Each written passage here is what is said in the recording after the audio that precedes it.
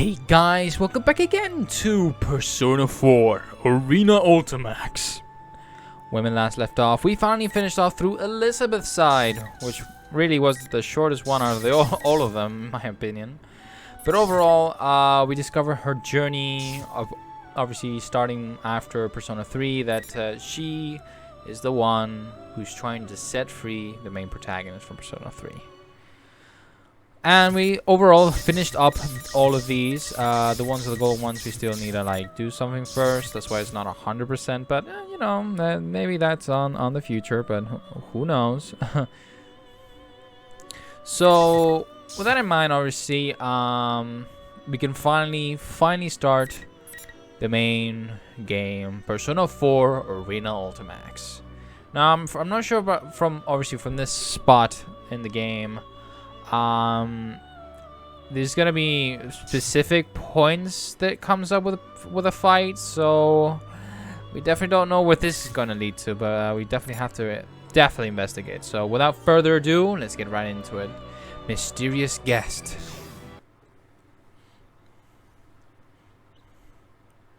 So you will not require our assistance. Is that correct? Very well. In that case, there is nothing more to be said. As for your presence here, this room is ordinarily only accessible to those bound by a contract. You are fated to refine your power. You will most definitely require our assistance, eventually. Until we meet again, farewell. It's not the same voice actor. Obviously, the original, I mean. Most intriguing. Are you certain about this? Our domain is indivisible from the destiny of our guests. Nothing meaningless happens in this room, which can only mean that the fate of our visitor just now will be... Margaret? Pardon. I spoke out of turn. We are only allowed to watch over and assist those guests who are bound by the terms of the contract. Indeed. So... the young man Yu Narukami is tied to our recent guest's fate. I wonder what fate, or rather, encounter will await him. Yu Narukami. Now that's a guest who never ceases to amaze. Thank you.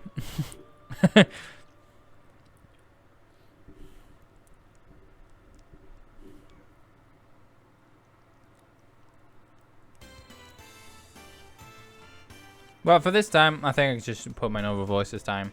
Yay! my you voice. It's May 5th. The day after we saw Labrys and the Shadow Operatives off.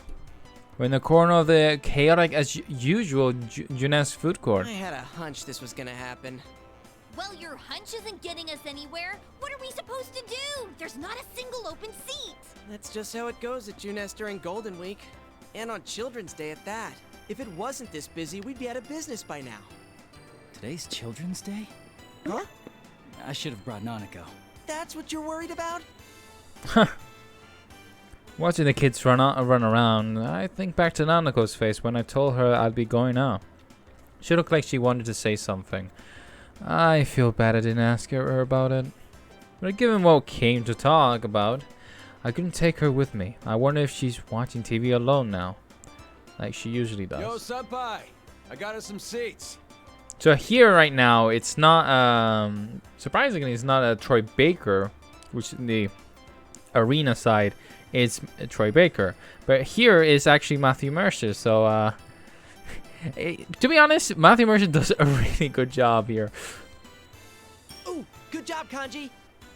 That's pretty impressive, Kanji. Especially for you. Damn it, Ted. Leave the especially for you part out next time. All right, break it up. No fighting, guys. Let's go, Yukun. Right. With Yukiko spurring us on, we moved to the seats Kanji saved. There's a table for 4, with 6 chairs we found somewhere. After waiting for everyone to be seated, Yosuke clears his throat as if to drive away all the noise. So it's a great day out and, Dude, I don't think this is the time for that. well, how else should I start off? Look at the size of this crowd. I'd say I made the right call showing up like this. If I came in my usual costume, the little kids would be swarming my adorable bod. I'd be mobbed. Oh yes, I've seen how the children tear off your fur from time to time. Wow! Are you being nice to me, Yuki-chan? Has our love finally blossomed? Huh? Of course it hasn't. Shot down as always. It's because you never learn. Well, let's get down to business. We didn't get to talk much yesterday after all. I nod to Chie. We gathered here yesterday after seeing Labras off, but there wasn't time to calm down and talk about what happened. In the end, we agreed to leave the details to tomorrow, which is now today. Don't worry about the crowd. Let's start the investigation team meeting anyway. Yeah, though we are missing 2 people. It's just not the same without our full roster of pretty girls. Oh, not only Rise-chan, but Nao-chan couldn't be here either. Well, it's not like the other day, where we just lost contact with Rise. Mm-hmm. She seems really busy. She said she had work during the holidays, too. Yeah, Nato-kun's job is keeping her busy too. I guess it's the same old for them. Naoto-kun knew things about what happened that not even we did. Apparently, she knew about Mitsuru-san and her friends from the start. Thanks to her, though, we got some good information. Alright. Well then, let's get everyone up to speed on what happened using that info. Yosuke's right. So much has happened these past few days that none of us has a good grasp on it all. We need to sort through what we've learned again. What was it that started it all? Midnight Channel again, I guess. I thought I was dreaming for a good chunk of it, so it's not really hitting me. The Midnight Channel. That TV world we helped to restore peace in. It ended up being used by someone else in the Labras incident. Labras is the 5th generation anti-shadow suppression weapon, a girl with a mechanical body, who was stolen from the Kirijo group, one of Japan's biggest conglomerates. Conglomerates? Oh my god, I'm having so much trouble saying that word. Conglomerates? Okay, I'm pretty sure that's what you say. Someone threw her into the TV world. But Labras faced her other, suppressed self there. And by accepting it, she awoke to her persona. That mostly wrapped things up. However... So who exactly was it that put Labras inside the TV? At first, I thought the culprit was jealous of my popularity and tried to break us friends up. Mm-hmm. But that wasn't it. Their goal was to disrupt our hearts by making us fight each other, and then steal our personas after they returned to being shadows. Naoto said as much too. I don't know. Turning them back to shadows and stealing them. That doesn't sound like something just anyone could pull off. Maybe not, but we know for certain that the culprit was using that method to try and gather powerful shadows. Gathering shadows, huh? That's definitely not something any normal person would do. The atmosphere darkens after Yosuke's remark. During the silence, I recall the events leading up to yesterday. We had once again entered the TV world to figure out why the Midnight Channel was broadcasting again. What we found there was a strange fighting tournament called the P-1 Grand Prix. At the heart of it was Labras. Having gone through severe trials as a weapon with a heart, she gave birth to her shadow, a suppressed version of herself, which twisted her dream and wanting to be a normal schoolgirl.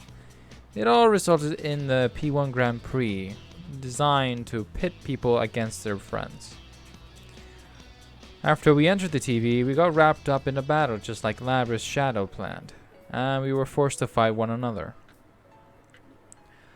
But we also met members of a mysterious organization known as the Shadow Operatives, who were in search of Labras, and their leader, Mitsuru Kirijo, who's CEO of the Kirijo group.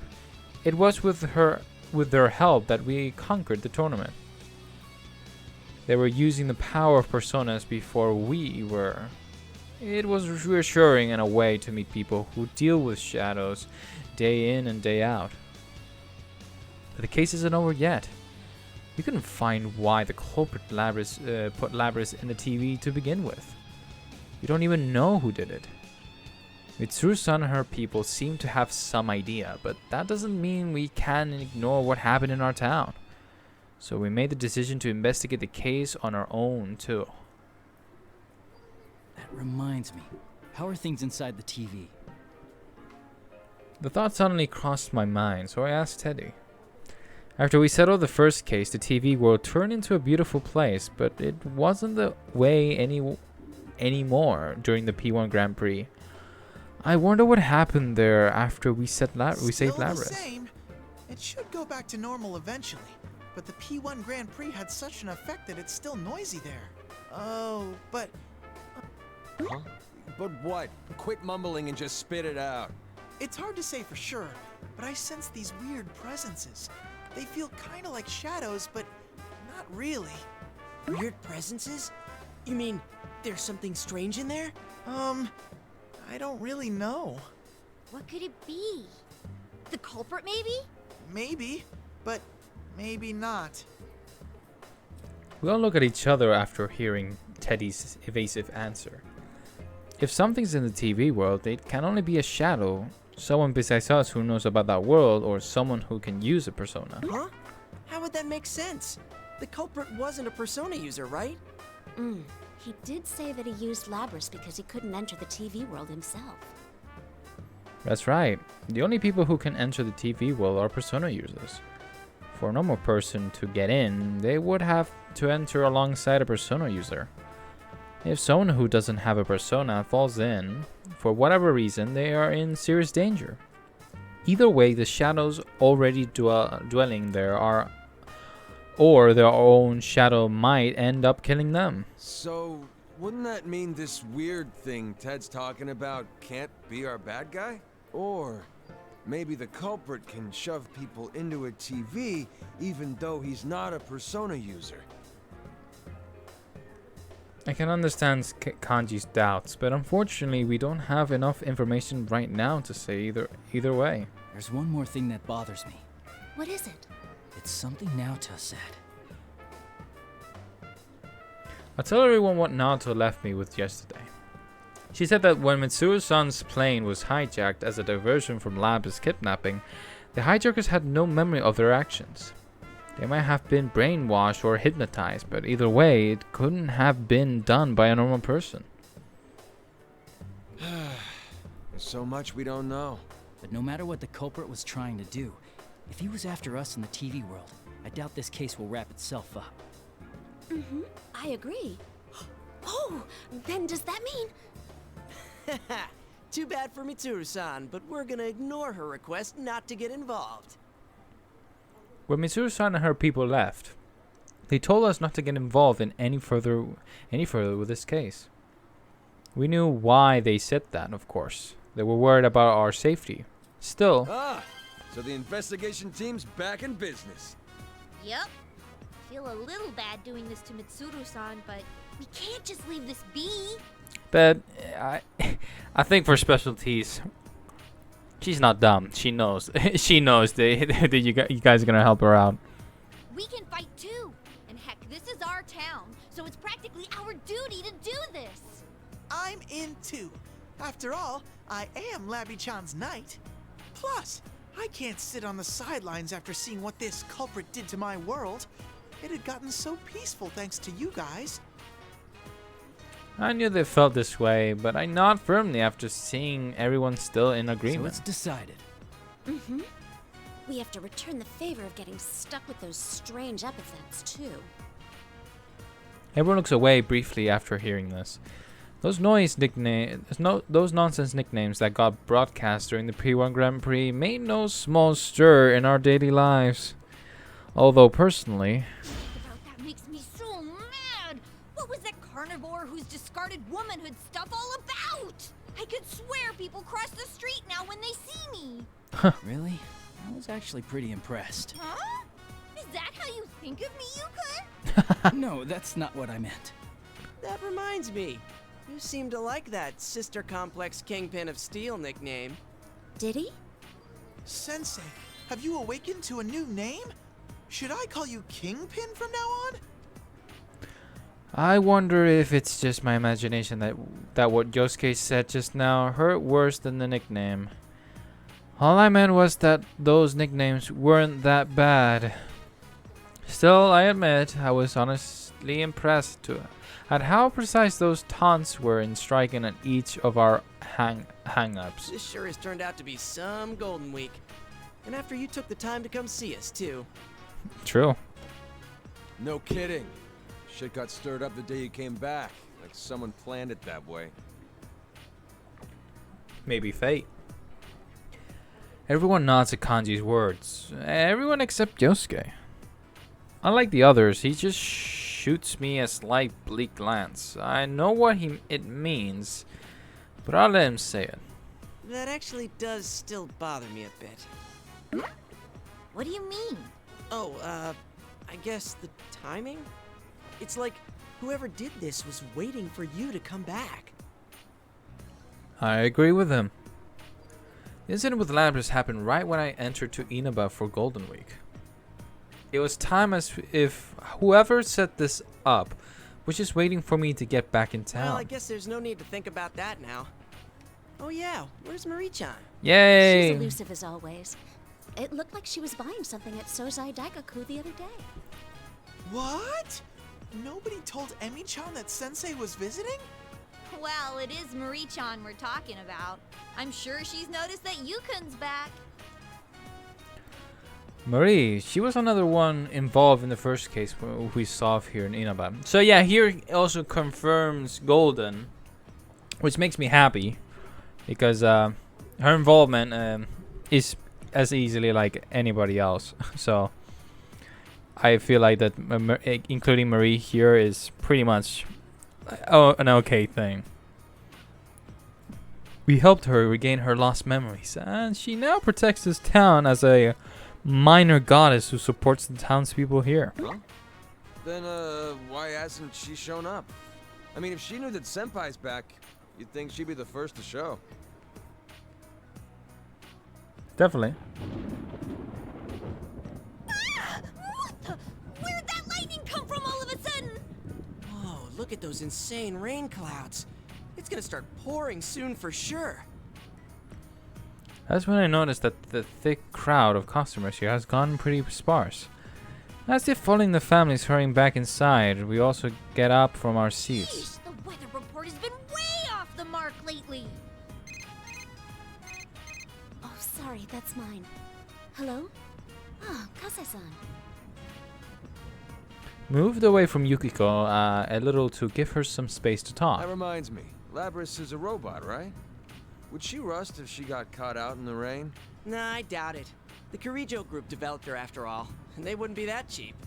Mid-chan's group sure is amazing. Her stuff is way better than Junes brand electronics. Well, her brand is not for, I don't know, for shopping center quality. Shut up! And don't go dissing your own employer. That is certainly true. As Yosuke and Teddy snipe at each other, Shay gazes up to the cloudy sky. When she noticed me looking at her, she shakes her head, telling me not to worry. Labras is with Mitsuru-san and her friends, right? I wonder how she's doing. After the P-1 Grand Prix, Labras joined Mitsuru-san's Shadow Operatives, since she has a persona now. Even as we speak, she and her companions are probably chasing the culprit who threw her into Don't TV. worry, I'm sure she's doing fine. If all goes well, we'll see her again in no time. Yeah, since we made our decision to stick our noses into this case, that means we're after the same thing Labras and the Shadow Operatives are. It seems possible we might meet up with Labras again somewhere soon. Then again, we are doing this without Mitsuru-san's permission, so I can't say I'm eager to run into Yeah, them. you're right. Man, I should stop being such a worrywart. Hey, looks like Yukiko-senpai's off the phone. Oh, welcome back, Yukiko. What was the call about? It was the inn. It seems a group of our guests is still out. We didn't have any umbrellas ready for them, so I think a lot of them will come back drenched. Sorry, I have to go back for a bit. Oh, right. I forgot this is a busy time for the Amagi Inn, too. Actually, shouldn't we be heading home ourselves? Ugh, if this keeps up, I bet it'll keep raining into the night. True. Raining, huh? That thing's not gonna come on again, is it? Everyone turns around at Yosuke's words. He says that thing, but we all know what it means. He's talking about the Midnight Channel, which came on at midnight on a rainy day. The weather was just like this during the incident with Labris, too. As if to break the silence, we hear another roll of thunder closer than the one a moment ago. In any case, let's meet up again tomorrow to check up on the TV world. Okay, I'll see you all here tomorrow. And I'll make sure to let Risei-chan know, too. I'll call up Naoto-kun, though I don't know yet if she'll be able to make it. Cool deal. Well, see you guys tomorrow. We hastily end the investigation team meeting before it starts raining.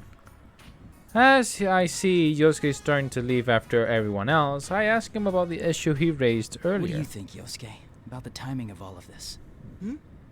Oh, that. I don't know, I might be overthinking this, but if the culprit happens to know you, would that give some hint of who it might be?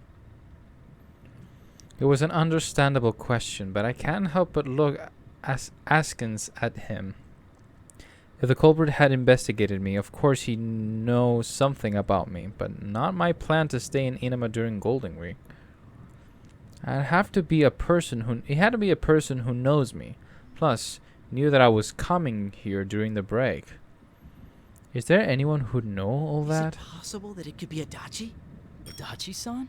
I doubt it, though. This time, I'm caught completely off guard, and all I can do is dully repeat the question. Toru Adachi, the man who was arrested in Midnight Channel murders. He should be in the police custody now, which is ironic since he used to work for my uncle as a police detective at the Inaba station. We do have quite a history, so obviously he knows about me, and I can't rule out that Dojima-san might have told Adachi-san about my vacation It plans. wouldn't be him. He has a persona. Oh, yeah, good point. Sorry, I wasn't trying to weird you out.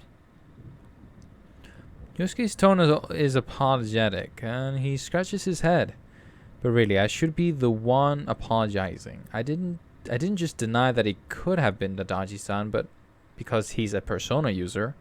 The real reason is that deep down I trusted what Adachi-san said about abiding by the rules of the world. But if it's not him, then who? The gray clouds fill the sky over our heads, mirroring the confused anxiety we share. Well, I guess let's investigate if there is indeed a Midnight Channel. And then Dad came up here at visiting day, so I made sure to raise my hand to answer all the teacher's questions. Nanako, you told that story 3 times already. No, I didn't. Nanako, who had been talking non-stop throughout dinner, sulks at Dojima-san's pointing that out. Whether or not she'll admit it, though I've definitely heard that story several times. Either parent visiting day made her that happy, or she was looking for any excuse to prolong our conversation. Well, whichever it is, Nanako seems happy, so I don't mind much. Oh, and guess what? I saw a really long car yesterday. Ah, that was Mitsuru. A really long car? That rings a bell. She must be talking about that extravagant black limousine that Mitsuru-san and her shadow operatives drove in You on. mean the limo that was driving around town? Yeah, I heard about that. A big stretch limo in a sleepy little town like ours. I'll tell you one thing. They won't be from around here. Dojima-san shoots me at a glance while responding to Nanako's comment. He's a detective through and through. I think he noticed something's up. Sure enough, after Dojima-san sends Nanako to the sink with the empty dishes, he gets right down to business. So, what are you up to this time? There's no hiding anything from that piercing gaze. He has to know what we came in contact with Mitsuru-san's people. They were so dignified, seeming that I hope even their outrageously long limo wouldn't stand out here. But I find myself actually relieved to be The day mistaken. you were due back, a detective from the Metropolitan Police Department suddenly rang me up to ask about the details of that case. Not only that, but I saw that Shirogane kid at the station several times these past couple of days. Was this all just a coincidence? That's... Can't answer, huh? Well, that's fine. Dojima-san gives a deep sigh and closes his eyes. That's odd. Normally he'll grill me for more information and yell at me while doing it. Look, I trust you, but this is different. Don't stick your head into the lion's den. You do understand that I'm a detective and pretty much your guardian while you're here, right? His strict, yet honest gaze asks me to promise that much, in return for not probing me further. I say yes, but in mind, I'm apologizing at the same time. We're heading into dangerous waters, but it's the same as the situation when I lived here. We have to be the ones to do As long as this. you understand that, then do whatever you want. Thank you. Dojima, you're cool. I can't help but smile at seeing Dojima-san look away and sigh. I'm sure that he has a million questions about everything I'm doing, but he's not asking them. It's because he trusts me. Hey, you're picking on Big Bro again, Dad. Oh, no, not at all. We were just talking. Really, Big Bro? Yeah, there's nothing to worry about. I'll always be on your side, okay? When I answer her with a smile, Nanako looks up at me with a worried expression. But her reply is earnest. Out of the corner of my eye, I can see Dojima-san looking uncomfortable, and I can't help but laugh again. Well, that's our duty after all. Hey, Jack Frost in the bar. I like seeing Jack Frost. And I can see another game from the left. I wonder what type of game is that. I wonder. Maybe it's a game from the same company. When I return to my room, I can hear the faint rumble of thunder in the distance. The rain that was pouring down this evening has already stopped. If the pattern holds, the minute channel should stay quiet as long as it's not raining. Realizing that raises some complex feelings in me. I have to go back home tomorrow. And as much as I hope nothing happens, I want to resolve this mystery while I'm still here. But wishing to solve the case means wishing for something to happen. Make up your mind, you. I inevitably glaze towards the TV screen's reflective surface and catch myself with an odd smile on my face. Just a little longer till midnight. Out of habit, I check the time, and the moment I look back at the TV, the screen suddenly turns on. It's the same cutscene from the from the prologue. The strong win, while the weak disappear. Tonight, we will witness the hottest battles in all history. The goddess of victory is waiting to descend upon the ring. P-1 fans, are you ready? Are you ready? They're here again. Time to let loose an all-out war! The contestants in the previous P-1 Grand Prix have returned for another tournament, right on the heels of the last one. These warriors will create another legend here at the world-shattering P-1 ring! These are battles of honor, battles of will. Sparks will fly. Some fight for pride, some fight for glory. Will this be decided by pure muscle, or will a battle of wits determine the outcome? Who knew that this would be a WWE reference? Did you imagine? I feel like this is so unfair. Like, look at her. She has guns. Are heating up! Tonight, who will win the title of champion? Who will be crowned with the winner's wreath? Whose tale of glory will resound for generations? All that remains are the dreams of the warriors. As the Grand Prix plunges into its final chapter, the P-1 Climax is... Barely getting started!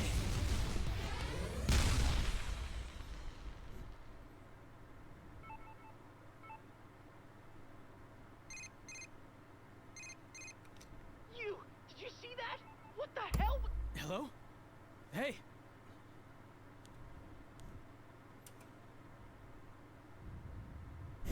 Blackout.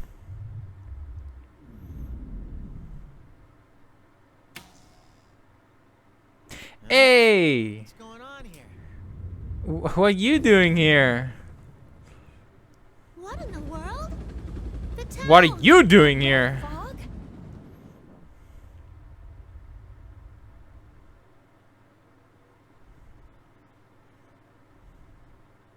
What the? Yoo-hoo! All you P-1 crazies out there, sorry about the long wait. The TV shows a familiar classroom. If I remember right, that's the announcement room that the school laborers created inside the TV world during the P-1 Grand Prix. Standing in that announcement room is General Teddy. Actually, just his head, chortling away. The P-1 Climax! It's the end of the world! One-on-one death match that's worthy of the name Climax! And best of all, if you don't win the one-on-one tournament to the finish within the hour, the world will end! No punches pulled this time! I'll make myself clear so that no one misunderstands. This will not be taking place within the TV world. It will, in fact, take place in the reality which you occupy. Enjoy it while you can. Alrighty then. Time to show off how that special stage is going. We heard that voice through, I think, Labrys Past.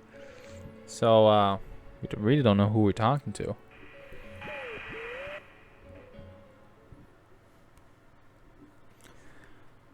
Alright.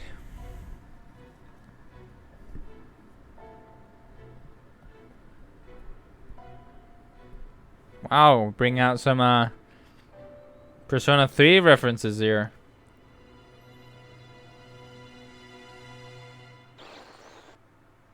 I like the inclusion of Fuka here, but I would have wished her to be playable as well. Is that Mitsuru-san?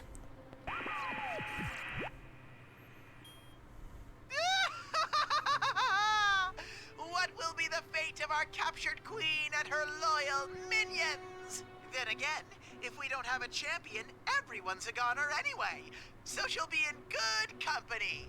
Best of luck to all of you. The display cuts off abruptly and the TV becomes a silent box. Realizing that a strange red light is filling that once dark room, I dash towards the window. The town outside is covered in an eerie red fog. What is that? The streetlights are off and I don't sense anyone's presence. That hazy light illuminating the town. It's the red fog? Seeing the town in such an obviously abnormal state snaps me back to my senses and I quickly look back into my room. Nanako! Dojima-san! No one answers. I rush down the stairs and check all the rooms, but no matter how hard I look, the two who live here are nowhere to be found. What in the world is going on here? The P-1 Climax? Are Mitsuru-san and her people really captives? And worst of all, this isn't the TV world. Is this really still the real world? If so, what's happened to the townspeople? A wave of confusion and fear crashes over me as I sort through the information at hand. My cell phone won't even turn on, like it's suddenly broken. It's happening again. Junes Food Court. That's right. Whenever we had a case, that's where we would always gather. If Yosuke, Chie, and Yukiko have noticed this too, then they'll definitely be headed there.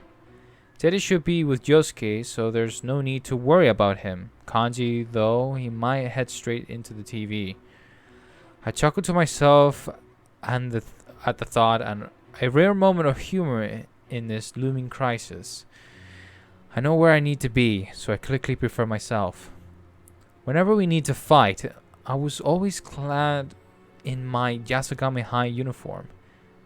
To think that I'd be wearing it again so soon. It's with a sense of trepidation that I opened the front door.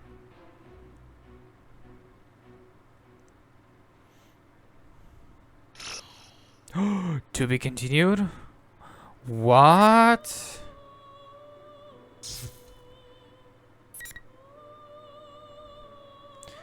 So yeah, here we actually kind of separate to what perspectives we have for the main story. So right now that was like Yu's perspective. So in the story, in a sense, that's what we're gonna be going through. So we're gonna go through obviously Naoto going down here. Then we have obviously Risei, which as you can see, it's indeed Risei. So basically, right now they're gonna talk about right up on this moment, as you can see, like who's involved here and that kind of stuff. So from here, that's when it happens at the same time as what Yu's doing. So we might even possibly sense their own side of the story. So yeah, so obviously from then after that, I think we continue down this path. It does divert, and it does. There's gonna be a lot of switching, and I think that even to, it shouldn't take that long as well. I mean, look at all this, like seriously. But overall, yeah, it should be quite a good stuff. So yeah, let's choose. Yeah, let's choose Naoto, and then we go with Risei.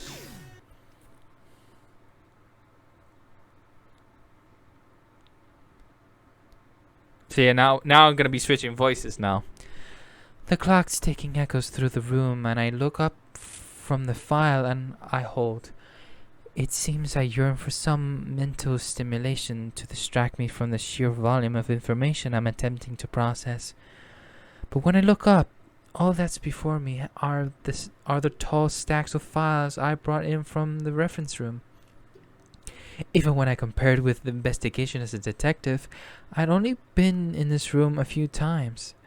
They must have ushered me into the drawing room on the highest floor of Inaba Station today in order to send a message. Don't draw attention to yourself. I lower my head to rest my eyes and spend some time thinking back on the conversation I had a short while ago. I see. In other words, nothing suspicious is apparent in the current Kirijo group. Correct. There are no factors that would necessitate detouring Mitsuru Kirijo or the shadow operatives which she leads. The man holding my report... Oh, sorry. She kind of switched to you, sorry. You's not here. The man holding my report falls silent, pondering something. His reaction shows that he most likely foresaw what sort of report I had in mind. I had hand in. The well-dressed man before me belongs to the National Police Agency, Security Bureau, Security Planning Division, or, in brief form, the Public Safety Police. It was he who requested the undercover investigation into Mitsuru-san's shadow operatives. Mitsuru Kirijo seemed to have some idea who stole her cargo, yes? She did indeed. To begin with, the culprit knew the contents of the cargo which even Miss Kirijo herself did not fully understand.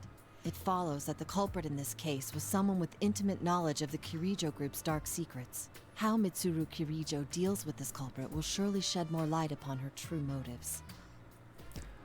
Half of that is true, and half is sophistry. I need to discover the trump card that public safety is hiding. For most likely, that trump card will lead us to the culprit to this case, the one who stole Labris and threw her into the TV world. After a moment of silence, the man places a stack of thick folders before me. If he had prepared this in advance, that means he was weighing his options. He knows of my intentions, yet he must have made the decision that what they stand to gain is worth the risk. Report to us again when you find out more.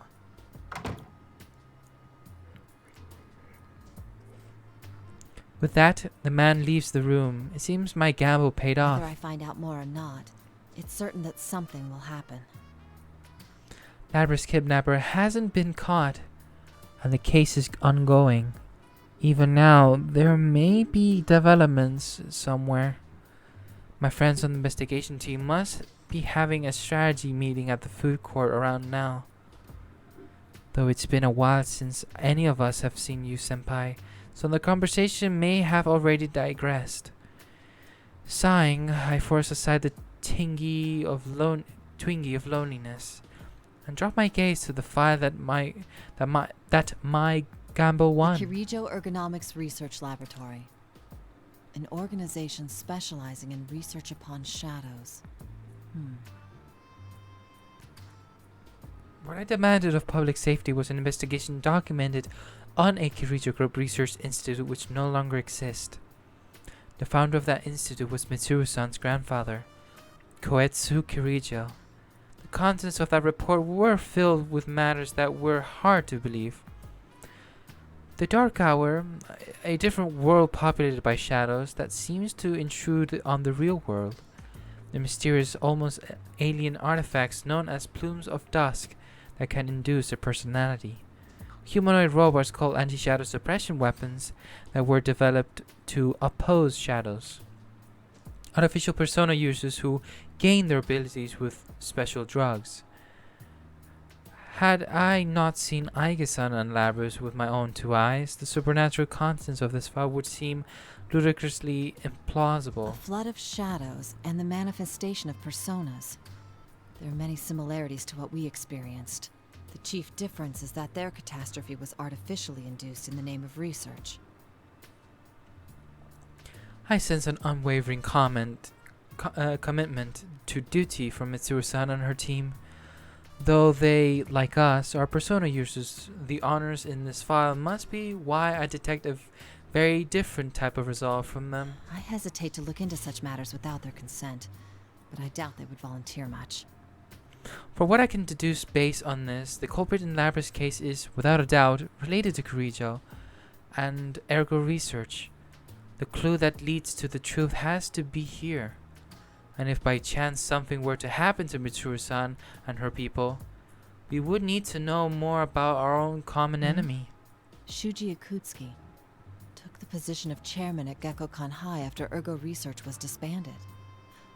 Mitsuru-san went there. Shuji Akutsuki! It's a long time we haven't heard that name. Deceased in 2009.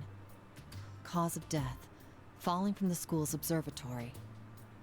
Was it suicide? No listed family.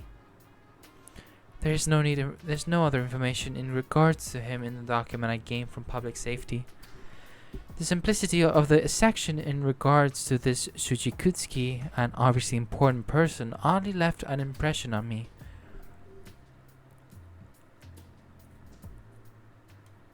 Who knows?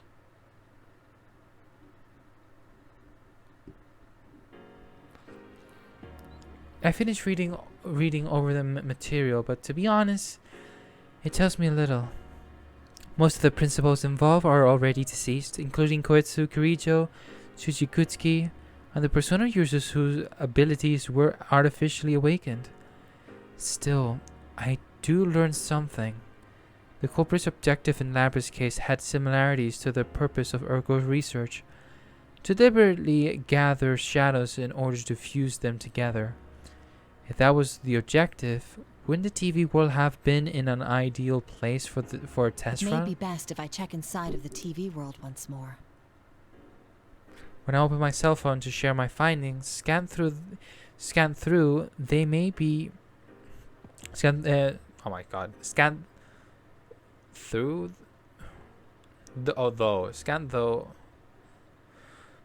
whatever. I mean, there is some typos in this game. I definitely have noticed. I mean, I'm not sure these ones specifically, but it is hard to read some typos here. So it's a little mistake on their part when they did this game. I noticed that the hour is late. It's almost the next day. It's a bit late to call them. Which reminds me, I think I heard thunder earlier. Could it have rained? That word rained gives me pause. During the incident with Labrys, the Midnight Channel was broadcasting again. If her case is truly ongoing, does that mean it could come on tonight? A bad feeling crosses my mind. A call at this hour? From an unknown number. Hello. I got through. Miss Detective? Wait, no. Naoto-kun, right? Voice. Labrys. Is that you, Labrys? Listen up, because we got a big problem.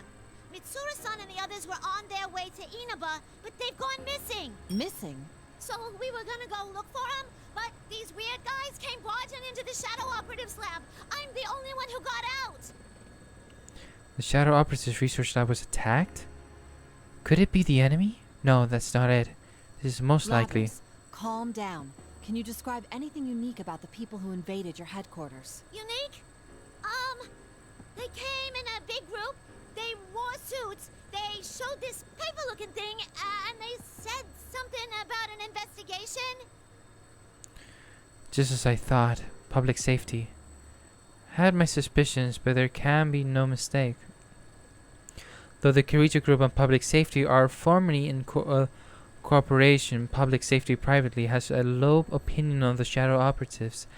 Hence the request that I perform an undercover investigation.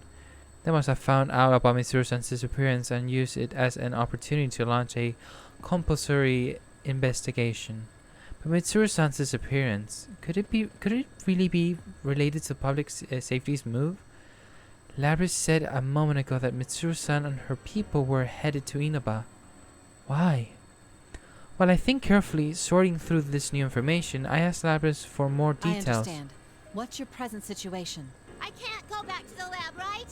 Even if I could, I wouldn't know what to do without Mitsuru-san around.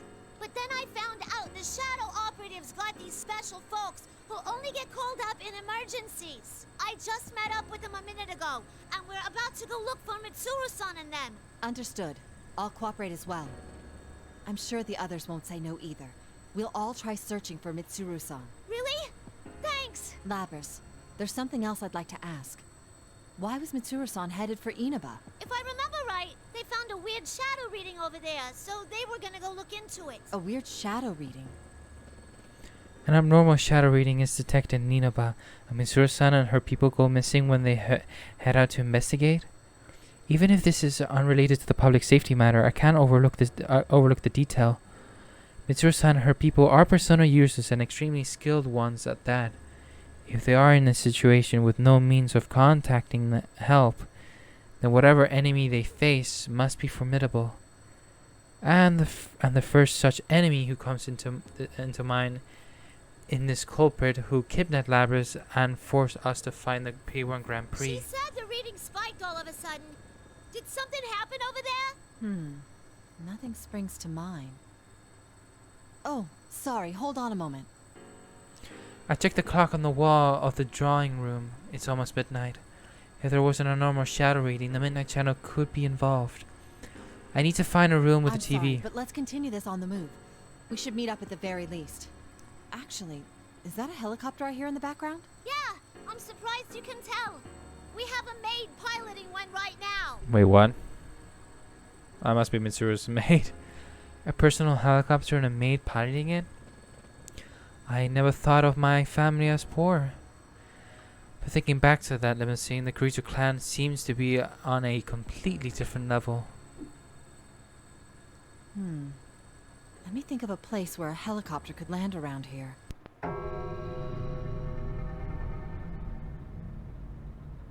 So I continue to walk while walking down the hallway. All the lights suddenly turn off. Though it is midnight, this is a police station. There should be several officers still stationed here, even at this hour. However, in defiance of these facts, an unnatural stillness pervades the air. Blackout. No, that's not it. The roaring helicopter rotors on the other end of the line have also fallen Labrys? silent.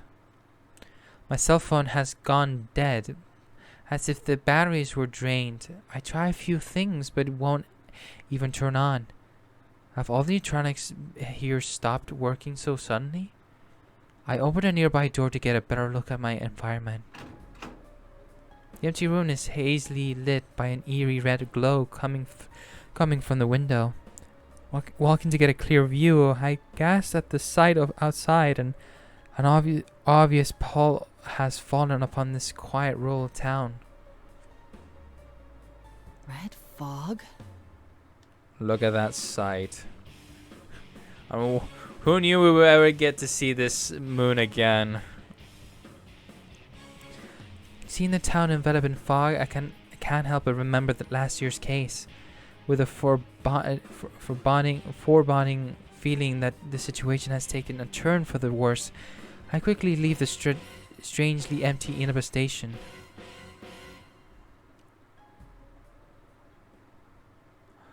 And thus we will conclude, now decide. So that kind of explains a little bit of through what Naoto's been doing at the same time. So now we go with Rise. So yeah, it's gonna be important. It's gonna be really good. Already 8% already. Damn. All right, Rise. Let's see what you got. Let's see what you're doing. Oh, this is gonna be new because as you can see, obviously Rise is indeed playable. Obviously the story kind of tells how she gets gets the fight. But yeah, who knew I was gonna actually be voicing Rise right now? I raise one arm towards the mirror-lined wall and closes my eyes. In my mind, I see a stage and the hazy shadow of a band. Glow sticks of all different colors shine in the back seats. I'm looking at them from my mark, indicated with a spot of fluorescent paint. The moment the countdown hits 0, a spotlight comes on. I reach towards the flooding light and become one with the stage. Any cutscene? Say hello. You gotta say goodbye to thousand lies, yeah. Shout friends, just those words you really mean. And let your voice be heard all over the world. Stand up when you hear a knock on the door. It's me, come on out. Get ready for your true story. She's practicing. Going back in the gig, eh? What do you say?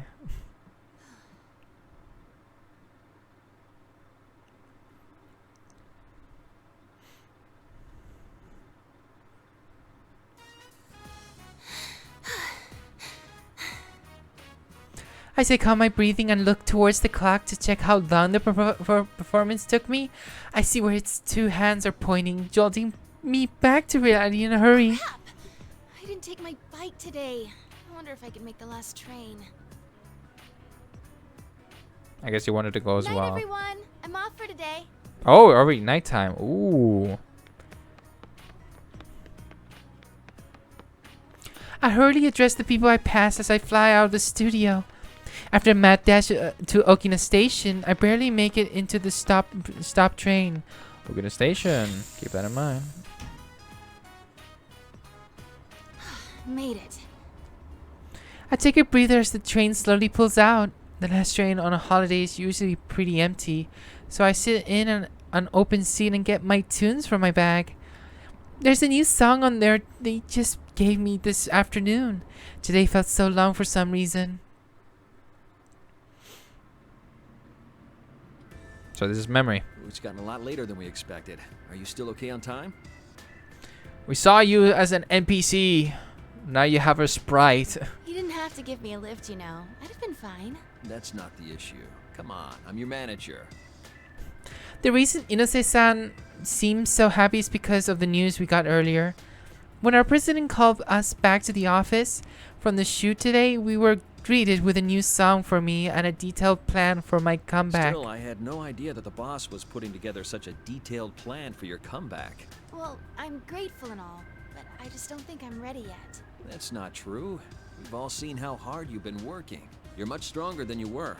I think the boss is making the right decision. Are you just flattering me, Inoue-san? Never intentionally. You sang that new song we gave you today after just a short lesson. You even memorized the dance steps in record time. I wasn't any good, though. I got distracted by the steps and kept going off key. And I wasn't hitting the turns cleanly. I've still got a long way to go. It's true. Even as far as a discussion of my comeback goes, if Inoue-san hadn't come up with an excuse for why he couldn't get in contact with me until yesterday, the plans could have been sunk. Rise-chan, did something happen? Huh? I know that there's a part of your life you won't let me into, and that's okay. An idol doesn't need to tell her manager everything. But there's a difference between keeping things private and isolating yourself. You asked if you could get some days off during the long holiday, right? And you didn't seem too keen on today's session either. Did you have some other engagement in mind? No, you're just cutting me too much slack. Thanks, though. It's nothing to do with work. There was something that made me realize how powerless I am. So many people are supporting me for my comeback, but no matter how much I throw myself into rehearsals, all I can think about is how I was nothing but a burden in the incident yesterday. I'm okay. Were you worried I'd quit again? I'm still set on getting back into showbiz, once I shake off the rust from my hiatus. I can tell that much from watching you practice. Still, maybe you need a breather. Huh? The publisher consulted me about maybe rescheduling the photo shoot. When I told them doing it later would be problematic since you're still a student, they decided to reschedule for another time. So, take a nice break tomorrow. Son. But things will be busy after the long holiday. The success of your comeback project is on the line here. I really appreciate it. Can you let me off at Okina Station today? If I have tomorrow off, I want to stop by the studio and practice a little more. Huh? But wouldn't it be late by the time you're done? Why don't I take you straight home? There's not enough room at home. Please? I'll go straight home after I practice a little. Well, alright. But don't push yourself too hard, okay? I won't. Actually, though, you shouldn't coddle me so much either. Okay, Inoue-san?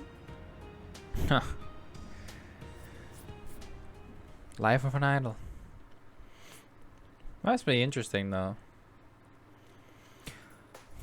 Through the train window, I can see the culprit. Oh my god. Through the train window, I can see the countryside with only a few lights here and there. The train was empty to begin with, and it only gets emptier as we approach the final stop. A long holiday, huh? This holiday was supposed to cap off with just work and rehearsals. Even when I heard Yu Senpai was coming back, I was the one who decided not to change my plans. When I told the others, they said stuff like, oh well, work's work, and hang in there. Kanji was the only one who accepted like a kid, saying, what's more important to you, your work or senpai? Reminds me, Naoto-kun had to work during the holidays too. I bet Naoto-kun wouldn't get all the decisive about these things. When I sigh and take out my cell, I notice I have an email. Oh, it's from Yukiko-senpai. It's a summary of what the investigation team talked about today, and the time we're meeting tomorrow. At 6 a.m.? That's early. I bet some of those guys are gonna be late for sure. I laugh, but it quickly turns into a sigh. I have tomorrow off thanks to Inoue-san, and while I'm happy to get to see everyone, I'm a little bummed out too. I couldn't do anything during that incident.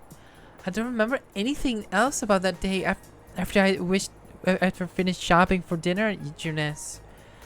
When I came to, I was already in the announcement room in the TV world under the surveillance of General Teddy. In the end, it turned out that General Teddy was Labra's shadow taking on Teddy's form. The shadow was holding this event called the P-1 Grand Prix. I'm forcing my senpai to fight each other in it. Since I was captured, they used my voice and likeness to goad everyone into hurting each other. I thought I sounded cool saying I had work, but I got kidnapped, imprisoned, and watched them use my face and voice to confuse everyone. At this rate, I can barely face Senpai and the others. No, Risa, you don't have to be like that. I think they know pretty much that wasn't you, and they know it wasn't you. Yu Senpai will be going back tomorrow. I think about Fuka-san, who had such tremendous powers that she could help Mitsuru-san's group by describing what was going on in the TV world even from outside. I wish I could be that useful. Yaso Inaba. Yaso Inaba. Yaso Ina. Everything turns red. What the? That was a weird place to cut the announcement off. All of a sudden, the lights in the train turn off, and the train that had already begun to slow down, its last stop grinds to a halt. Oh no! A blackout?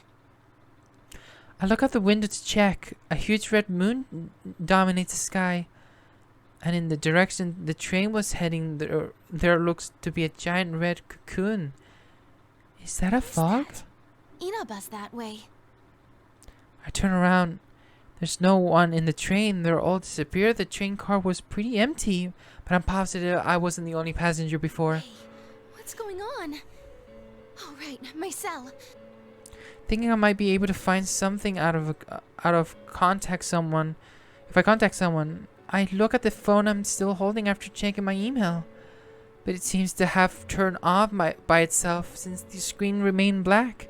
No matter how many times I press the power button, it won't turn on. Broken? Of all the times.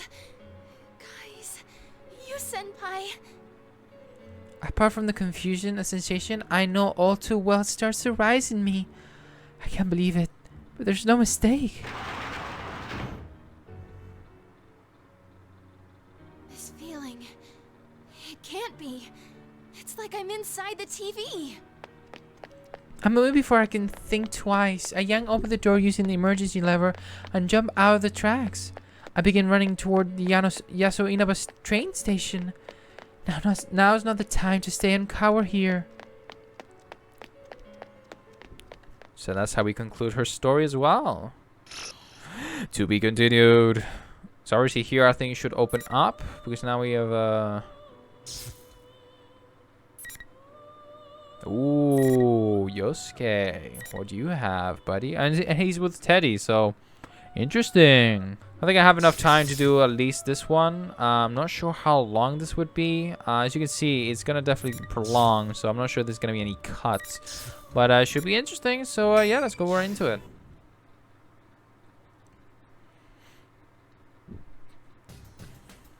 Damn it, it's not turning on. The streetlights are all out too. What in the world's going on here? The Midnight Channel. Oh my god, yeah, I'm Yosuke now. Sorry. The Midnight Channel came on again. I call up you, and all of a sudden my cell's gone completely dead. What in the world is happening now? I decided to rush the floodplain for the time being, but there's not a single soul out in the red fog apart from Teddy, who's running right next to me. Isn't this pretty dangerous? There's no one around. Am I gonna be all alone with Yosuke for the rest of my life? No! Why couldn't I be stuck with a beautiful lady? God damn I it. could say the same thing about you. Anyways, we need to get to Juness right now. Let's go. Hmm? We're going to Juness? Such devotion to your company in a crisis. That's not why we're going, moron. Someone from the team's bound to be there now. Whenever anything happened, we always met up there. So if we can't get in contact with anyone, that's the first place to go, right? Oh, I see. Then Sensei, Chie-chan, Yuki-chan, and even Kanji are probably on their way right now. Pretty much. Actually, I could imagine Kanji going straight into the TV world instead. You and Yosuke, that's how you know they're both brothers. I mean, that guy went into the TV while he was half asleep.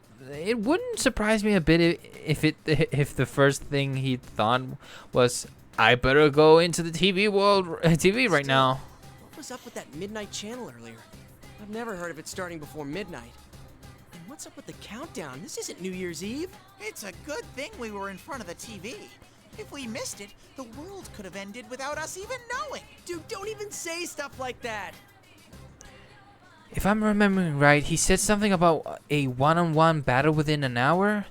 And then there was that short shot of Mitsuru-san and her people up on crosses. Is that video for real? I doubt Mitsuru-san's bunch would get caught that easily. Crucifying a lady like that is unforgivable.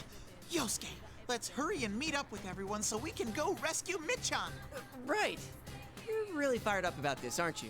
And then, I'm gonna get a thank you kiss from the lovely ladies. Come on, Teddy. That's what you're after.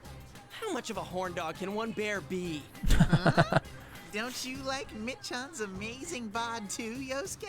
Well, who wouldn't be interested? Hey, where are you going with this? He's playing with you. But to be serious for a sec, that lady's way too intense for me. It's not that she's just pulls off the queen thing to a T. She totally is one. No, wait. Now's not the time to be fantasizing about that stuff. Ugh, don't stop all so suddenly. I don't have bear brakes, you know. Teddy's saying something stupid again. But I don't have the time to deal with it. I turned to Teddy and mentioned the doubt that hit me just Hey. now. Is this fog getting thicker? It's not just my imagination. The visibility way worse than when we rushed out of the house. This red fog is definitely getting thicker. This is starting to be way too much like last year's case. Then again, the fog that time wasn't red like this. Yikes! Can't you cover your mouth when you sneeze? It's gotten into you. My nose got itchy all of a sudden. I'm very sorry. Just hurry up and wipe your nose. By the way, Yosuke, What now? I hope it's just my imagination, but was this road always this long? Huh? In spite of myself, I take a quick look around. I was so caught up in the moment that I didn't notice. But why are we running on and on down the floodplain? I can see too well through the fog, but I don't remember the floodplain going on this long. And what little I can see in the distance looks distorted. Like we're in the TV world. Am I really getting a bad feeling about all this? Yosuke? What now? I've been having this bad feeling all this time. Can I share this scary feeling with you too? What's with the creepy buildup? Just hurry up and say it. We're outside the TV world right now, right? But this place smells the same. The same as where? Well, the same as inside the TV. Huh? Seriously? Uh-huh. Look, my bare nose is itching up a storm. Your nose? That's right. Does that mean you can tell where everyone is? I can kind of tell, but this fog is so thick that it's achoo! God, don't turn towards me when you're sneezing. You're sure that's not just allergies? How rude! I don't have any allergies. My nose has been feeling so itchy that Yeah, what a reliable nose you have. Damn it. Gotta find everyone somehow. With the town all messed up, even that might be impossible. If the town's really become like the TV world, then I doubt this road leads to Jutness at all. There doesn't seem to be a soul in town. With things like this, are the others really safe? What now? Here it comes! My Teddy sensors are picking up something!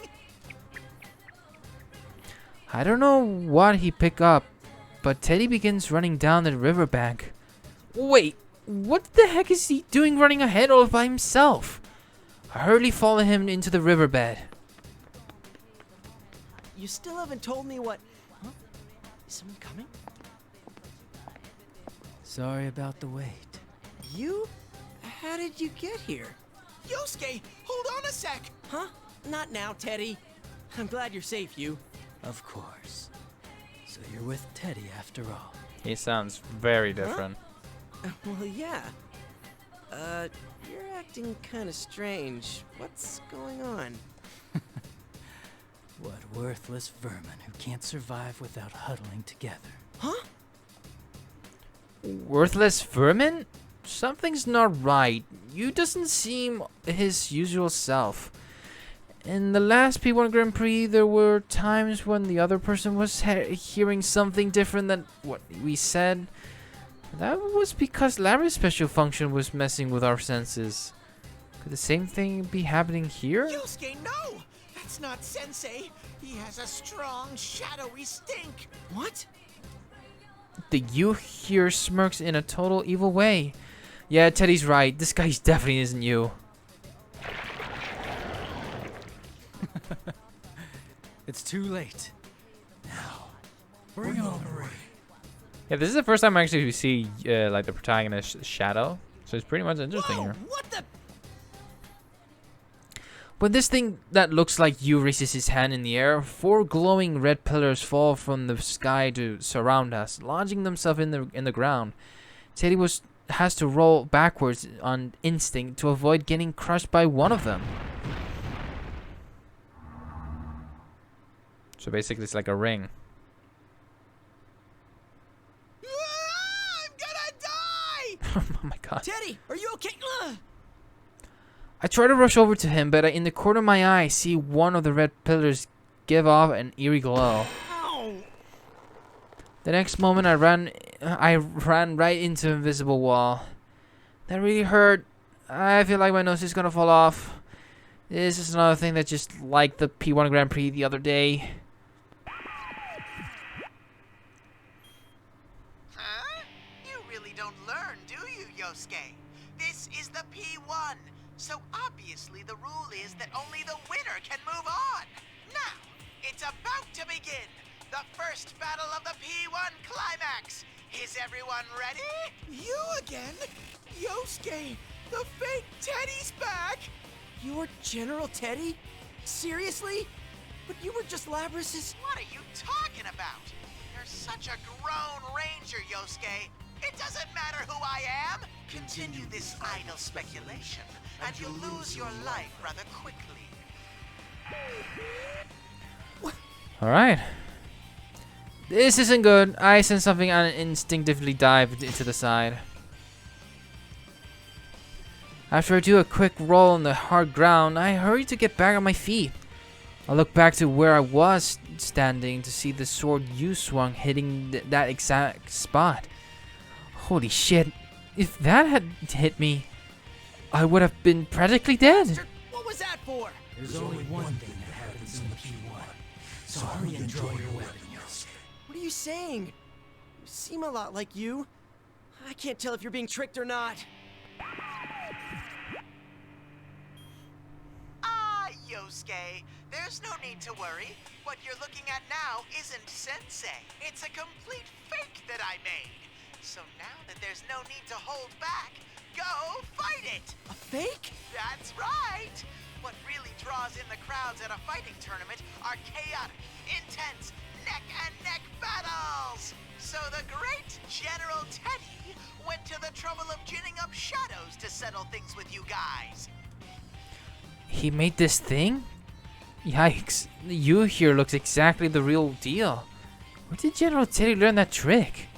Wait a second. Even before that, wasn't General Teddy just another form of Labrys' shadow? But Labrys already accepted her shadow and made it to her persona. It doesn't make any sense. What's the matter? You're supposed to be all about fair and square fights.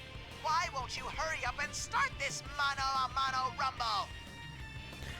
As General Teddy speaks, the fake you readies his sword. Damn, he really is just like the real one. You're seriously a fake? You're pretty well made. Of course I am. Was born from your data. My skills are the same. In fact, they are superior. Or are you incapable of doing anything without your friends, Captain Masantamo? Oh, you just had to take a jab at my painful memories, didn't you? I get it now. Since I know you're a fake, there's no need to hold back. You'll regret acting all gallant like that. Persona. What in the world? How did a fake sensei summon a real persona? Whoa, for real? Dude, that's not fair. Aren't you supposed to be limited to summoning personas in the TV world? I have a sharp retort all prepared, but no matter how I look at it, I'm at a disadvantage here. Wait, but hold on. Teddy just said that this place smells the same as the inside the TV. Could that mean... Yosuke, you have to run! Hurry! Stay back, Teddy. If this seriously is a P-1, then we won't be able to go on unless I win. With what's happened to the town, this is no time for hesitating. I'm gonna take a chance and go for it. Come on, Yosuke. I close my eyes and concentrate on my feelings. There's no doubt about it. I sense a large power somewhere inside me and hone in on it with my senses. I have to believe in myself. There's a part of me somewhere that it's determined not to run anymore. I will defeat this guy and go tell everyone what's going on. Alright. One-on-one fight.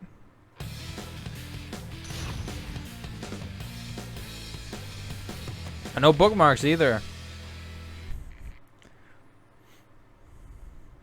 Final. Damn. Uh-oh. Uh-oh.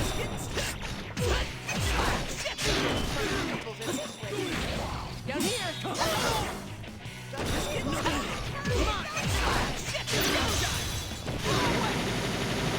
Going down. No. No, no. Can you stop jumping, please? Drift. My God, this is way more aggressive. Come on, shut up, Teddy.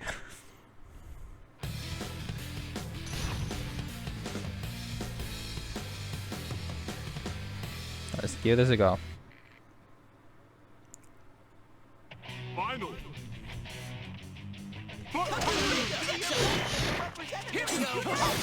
Damn.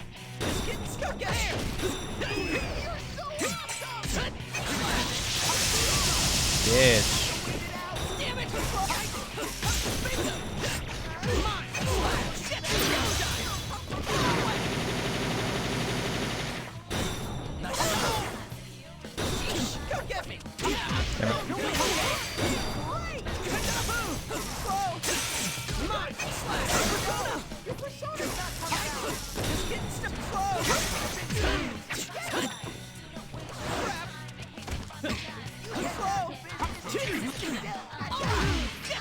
And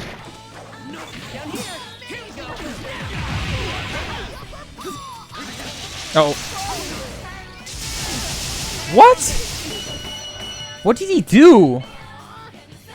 Oh, he burst. What? He burst so he could pushes me off? I never seen such a thing. All right, this fight is it's getting my hands sweaty. Yo, hold on, give me a second. All right, that's a waste of a burst.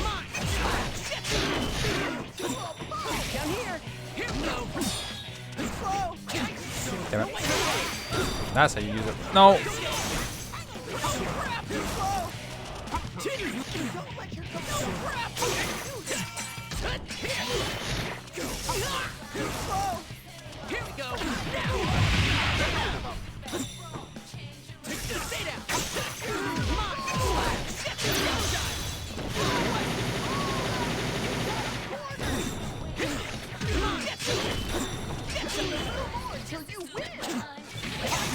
Damn.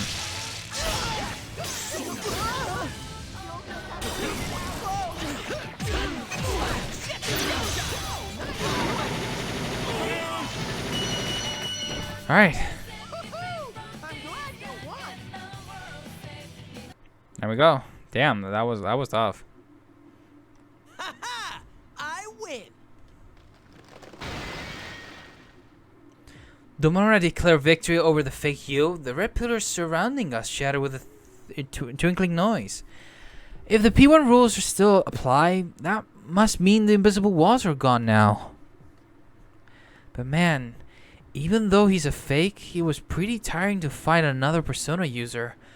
Every time I clashed with him, my muscles were burning up. My eyes still feel like they're prickling. Huh? Am I that out of shape? I believed in you! As if pushing away the red fog, Teddy comes rushing towards me with a tear-stained face and a drippy nose. I open my arms and reflexively dodge him. Dude, what did you expect? You were practically soaking in fog, tears, and snot. I pretend not to notice his offended look and try to come up with something else to talk about. Well, fake you. Are you? Ah! Whoa!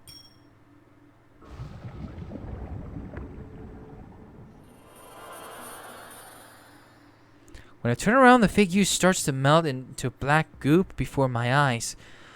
The surreal sight leaves me at a loss for words, but not Teddy. Ah! Sensei's melted like butter! Dude, that wasn't the real you. Though this is kind of a gross way to prove it. Definitely. Even as we speak, the fake you bubbles up and continues to melt away. I guess they weren't lying when they said this fake was made with a shadow. Still, just because it's a fake doesn't change the fact that it looks like you. Seeing it dissolve like that makes me feel a little sick. Once the fake you completely loses its shape, becoming just a black puddle, these particles of light float up from it in the sky. What's that? Hey, Yosuke. And that was a shadow, not Sensei, right? Yeah, seems like. The real you, I'm pretty sure, wouldn't melt into goo like that. That's true, but... What is it? You're being really cagey today. Labby-chan's kidnapper said he wanted to steal our personas and make them into shadows. Do you think Sensei's persona got stolen and became that thing you fought? What? Like hell that would happen. Wait, it wouldn't, right? Don't ask me, I asked you first. Just stop and think for a moment, guys. Come on. No, that's impossible. There's no way he'd go down so fast. But that fake was really strong, and the way it fought did seem a lot like the real you. Anyway, we gotta hurry and find the others. This whole thing is making me more and more nervous. And man, suddenly I can use my persona in the real world? What's happening to this town? Huh? What's up? I smelled the real Sensei. And from the other direction, I'm sniffing... Oh, it's Yuki-chan! Really? Can you smell the other guys too? No, just those two. Actually, this might not be good. I sense shadows real close to both of them. What? Damn it. Oh well, we're gonna have to split up. We need to make sure everyone's safe first. After that, we can meet up at Juness. I'm sure you won't get lost with that nose of yours. Alrighty then. In that case, it's time to fully open up my bare nostrils. Roar! Wait for me, Yuki-chan! Your teddy is coming for you! Hey, wait! You didn't tell me where you is! Roar! Yuki-chan! Damn it, you perverted bear! You are so getting a pay cut for this! Fuck's sake. Well, I'm pretty sure I think this could like separate. Yep. Well, that stops there, but that continues down the road. So I'm pretty sure this the third ordeal. Oh, we have even Teddy's here as well. So next episode, I'm pretty sure we're gonna go through down this road. So as you can see, I think there is a pattern. Like, as you can see, this is Yosuke's path. This is Yu's path. This is Yosuke's path. I mean, obviously Teddy's as well here, but it's kind of different. So you can, I'm pretty sure that's how it works. Maybe I'm not quite sure.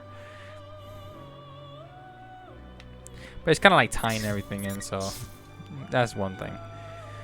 So yeah, I think we can end the episode right there. I think this is good, like starting point. Like I said, P-1, the Ultimax story does end off pretty straightforward, and obviously, if you picked up from Persona 4 Arena, everything is kind of basically very simple and very understandable where you go through after it. Obviously here the red ones are when you fight against, so that's how you know. Yeah, huge gap. So yeah, from here on out, the real game begins, and the story does indeed pick up really fast. So, but anyways, guys, I hope you guys enjoyed this episode. Leave a like and subscribe if you're new, and I'll see you guys in the next one. This town is getting weirder and weirder the minute we walk around from it. Will the group be reunited once more? Will they be enough time to save Mitsuru and her friends? Who else are involved into this mess? We'll never know, but we'll definitely see that on the next episode. Until then, peace out.